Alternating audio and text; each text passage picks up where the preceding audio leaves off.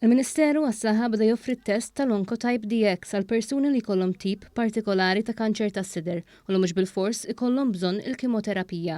Dan it-test jgħin it-tim mediku tal-pazjent jiddetermina jekk tistax tkun evitata l-kimoterapija u minflok jintuża trattament iżjed speċifiku jew jekk l-użu tal-kimoterapija jkunx neċessarju biex il-kanċer ma jinfirix.